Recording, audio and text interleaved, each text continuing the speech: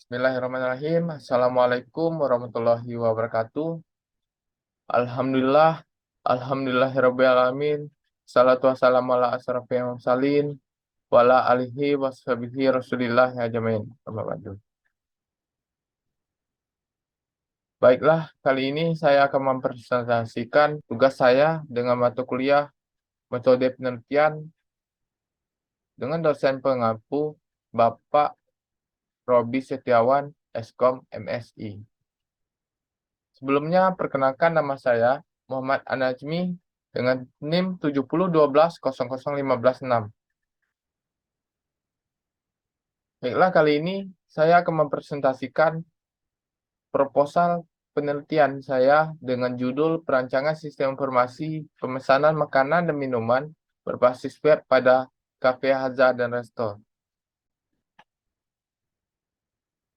Langsung saja pada bab 1 pendahuluan. Yang pertama adalah latar belakang masalah. Haza Cafe dan Resto memiliki banyak transaksi dengan konsumen, namun terhalang dengan belum adanya media online yang informatif untuk pemesanan yang menjelaskan secara detail makanan dan minuman di kafe. Berdasarkan uraian di atas, dibutuhkan sistem informasi yang memudahkan sistem manajemen di Haza Cafe dan Resto tersebut. Maka dari itu, penulis tertarik untuk membuat aplikasi berbasis web untuk pemesanan makanan dan minuman di Haza Cafe dan Resto dengan tugas yang berjudul Perancangan Sistem Informasi Pemesanan Makanan dan Minuman berbasis web di Haza Cafe dan Resto. Yang kedua ada rumus masalah. Rumus masalahnya yang A, tidak membahas keamanan di dalam web. Yang ke B, menjelaskan cara kerja sistem informasi pemesanan makanan dan minuman. Seterusnya ada tujuan dan manfaat. Tujuannya adalah untuk merancang sistem informasi pemesanan makanan dan minuman di Haza Cafe dan Resto yang baru untuk memperbaiki permasalahan yang terjadi. Dan juga untuk mengimplementasikan hasil perancangan sistem informasi pemesanan makanan dan minuman ke dalam sebuah aplikasi. Terusnya ada manfaat. Manfaatnya adalah untuk memudahkan pelanggan melihat detail makanan dan minuman yang disediakan oleh Cafe Haza dan Resto. Dan juga untuk memudahkan waiters memperlihatkan menu-menu yang ada di restoran. Yang kedua ada bab 2 landasan teori. Pertama konsep dasar sistem. Sistem, menurut Andri Kristanto, yang dimaksud dengan sistem adalah jaringan kerja dari prosedur-prosedur yang saling berhubungan, berkumpul bersama-sama untuk melakukan suatu kegiatan atau menyelesaikan suatu sasaran tertentu. Elemen sistem. Elemen-elemen menurut Andri Kristanto yang terdapat dalam sistem meliputi tujuan sistem, batasan sistem, kontrol input, proses, output, dan umpan balik. Terusnya ada konsep dasar informasi. Informasi adalah data yang telah diolah menjadi sebuah bentuk yang berarti bagi penerimanya dan bermanfaat dalam mengambil keputusan saat ini atau saat mendatang. Kualitas informasi. Istilah kualitas informasi atau quality of information terkadang juga dipakai untuk mencatatkan informasi yang baik. Seterusnya C, sistem informasi. Sistem informasi merupakan sebuah rangkaian prosedur kerja. Informasi yang diorganisasikan untuk mencapai tujuan dalam sebuah perusahaan, khususnya dalam mengumpulkan, memproses, menyimpan, dan menyebarkan informasi untuk tujuan spesifik. D, data. Data adalah kenyataan yang menggambarkan suatu kejadian-kejadian dan kesatuan nyata. Kejadian adalah suatu yang terjadi pada saat tertentu, contohnya transaksi. Yang persediaan. Persediaan adalah suatu jenis aktiva yang dimiliki perusahaan sampai tanggal neraca dan digunakan untuk kegiatan operasional perusahaan. Yang sistem basis data. Sistem merupakan perangkat lunak yang mengatur proses pengelolaan database. Pengelolaan ini meliputi pembuatan database, akses terhadap database, serta menyimpan data dalam database. Sedangkan pengertian dari database adalah sekumpulan file-file yang saling berhubungan satu sama lain, atau beberapa kunci penghubung, tersimpan dalam media penyimpanan di luar memori komputer. Media simpan ini dapat berupa CKT atau hard disk. Yang desain sistem. Desain sistem dibagi menjadi dua subtahap yang dinamakan perancangan konseptual dan perancangan fisik. Yang implement system. Implement system terbagi menjadi 5.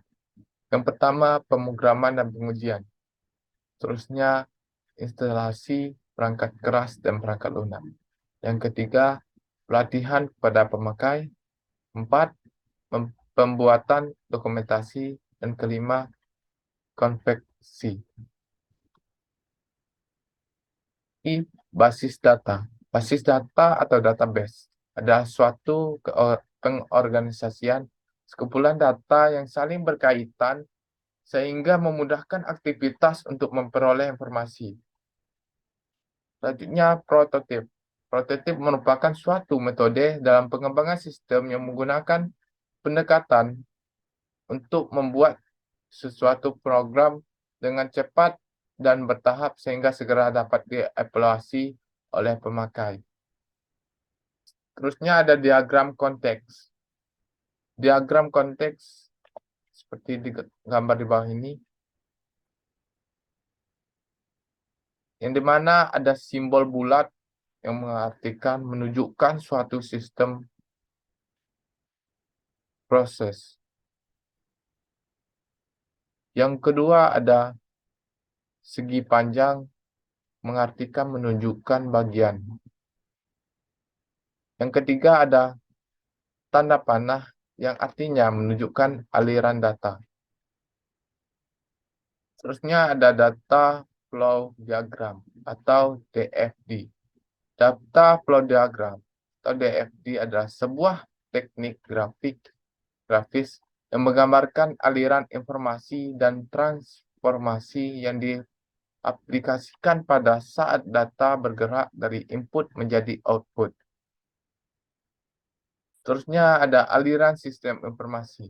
Aliran sistem informasi merupakan bagian alir yang menunjukkan arus dari program dan formulir termasuk tembusan-tembusannya. Di bawah ini ada gambar segi panjang dengan keterangan simbol proses yang fungsinya menunjukkan kegiatan proses dari operasi program komputer. Yang kedua ada segi panjang agak lebih kecil dengan keterangan simbol alternatif dengan fungsinya menunjukkan alternatif. Yang keempat dengan keterangan simbol multi dokumen dengan fungsinya menunjukkan dokumen input dan output untuk proses manual, mekanik, atau komputer. Yang keempat dengan keterangan simbol kegiatan manual menunjukkan kerja manual. Yang kelima yaitu lingkaran dengan keterangan simbol penghubung dengan fungsi menunjukkan penghubung dalam suatu halaman. Yang selanjutnya ada bahasa basis data. Bahasa basis data terbagi menjadi dua.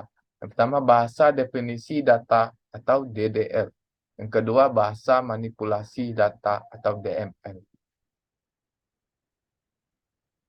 Bahasa definisi data menurut Abdul Qadir, adalah perintah-perintah yang biasa digunakan oleh administrator basis data untuk mendefinisikan skema basis data dan juga subskema.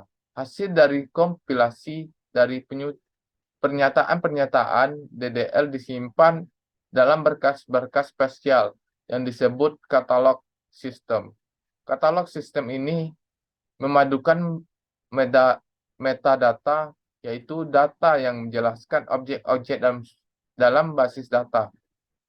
Isi metadata adalah definisi rekaman-rekaman, item data, dan objek yang lain berguna bagi pemakai. Pernyataan SQL seperti created table dan drop table merupakan contoh perintah yang termasuk dalam kegiatan DDL. Yang kedua yaitu bahasa manipulasi data atau DML. Menurut Abdul Qadir, perintah DML yang digunakan ada sebagai berikut. Yang pertama, mengambil data pada basis data. Yang kedua, mengambil data menambahkan data pada basis data. Yang ketiga yaitu mengubah data pada basis data. Dan yang terakhir, menghapus data pada basis data. Selanjutnya yaitu PHP atau Hypertext Preprocessor. Merupakan bahasa pemrograman berbasis web yang memiliki kemampuan untuk memproses dan mengolah data secara dinamis. Selanjutnya ada Xsub. Xsub adalah salah satu paket instalasi Access, PHP, dan MySQL secara instan yang dapat digunakan untuk membantu proses instalasi ketiga produk tersebut sama seperti PHP Thread. Yang selanjutnya ada MySQL. MySQL tergolong sebagai DBMS atau Database Management System. Perangkat lunak ini berguna untuk mengelola data dengan cara yang sangat fleksibel dan cepat. Berikut adalah sejumlah aktivitas terkait pada data yang didukung oleh perangkat lunak tersebut. Yang pertama, menyimpan data ke dalam tabel. Yang kedua, menghapus data dalam tabel. Yang ketiga, mengubah data dalam tabel. Yang keempat, mengambil data yang tersimpan dalam tabel. Yang kelima, memungkinkan untuk memilih data tertentu yang diambil. Yang keenam, memungkinkan untuk melakukan pengaturan hak akses terhadap data. Selanjutnya, yaitu JavaScript. JavaScript merupakan bahasa yang berbentuk kumpulan skrip yang berfungsi untuk memberikan tampilan yang tampak lebih interaktif pada dokumen web. Selanjutnya, yaitu tipe data. Ada tiga tipe data dalam dasar pada PHP, yaitu integer real atau floating point dan string. Selain itu, ada juga tipe data yang tidak termasuk dalam tipe data dasar, yaitu array, object, boolean, serta tipe juga. Selanjutnya, yaitu kamus data. Kamus data adalah kumpulan elemen-elemen atau simbol-simbol yang digunakan untuk membantu dalam penggambaran atau pengidentifikasian setiap file atau file di dalam sistem. Selanjutnya, ERD atau Entity Relationship Diagram, yaitu merupakan teknik yang digunakan untuk memodelkan kebutuhan data dari suatu organisasi, biasanya oleh sistem analisis dalam tahap analisis persyaratan proyek pengembangan sistem. Selanjutnya yaitu bab 3 metode penelitian, yaitu kerangka kerja. Yang pertama, pengembangan sistem. Pada tahap ini dilakukan pengembangan sistem dengan menggunakan model prototip. Metode ini menerapkan pengembangan sistem yang menggunakan pendekatan untuk membuat suatu program dengan cepat dan bertahap sehingga segera dapat dievaluasi oleh pemakai. Perancangan sistem yang cepat dan bertahap diperlukan untuk pembuatan program yang baik dan tak terkecuali dalam pembuatan sistem informasi yang lebih baik. Perancangan sistem secara cepat dan bertahap dilakukan dengan cara yaitu yang pertama ASI atau aliran sistem informasi, yang kedua ada diagram konteks atau konteks diagram, yang ketiga DFD atau data flow diagram, yang keempat ERD atau entity relationship diagram, yang kelima yaitu perancangan dan implementasi. Selanjutnya tahap perancangan.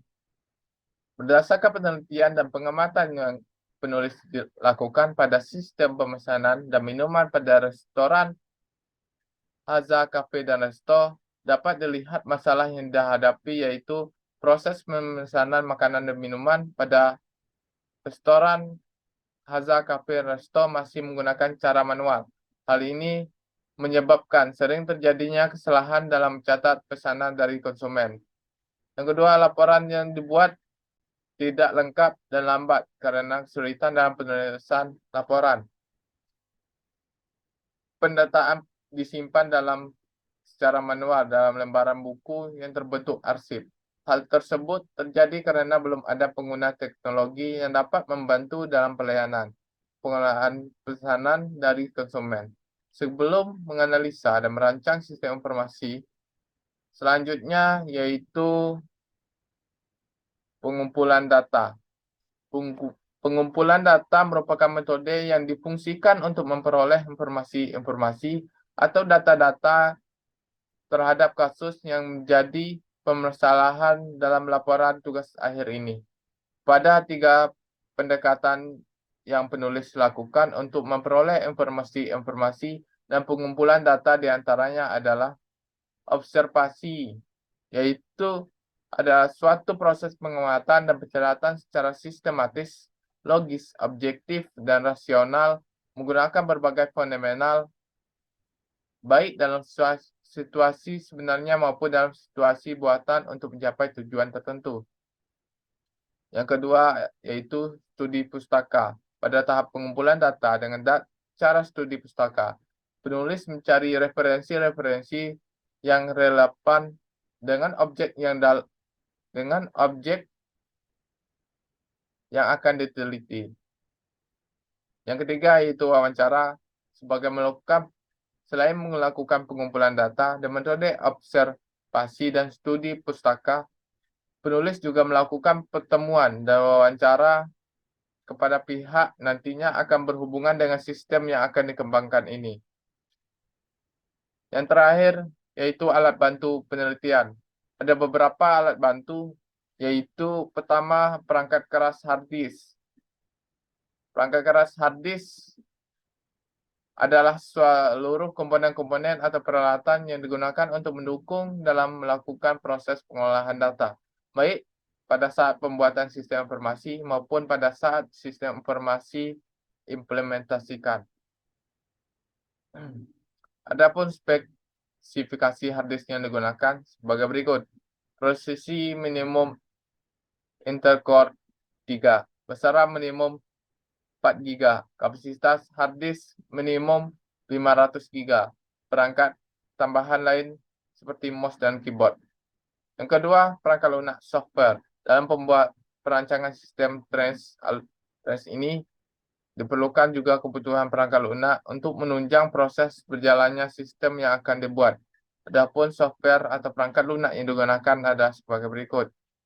Sistem operasi Windows 10, Notepad, Exam, Foxy, Phantom PDF, Mozilla Firefox, dan Bootstrap.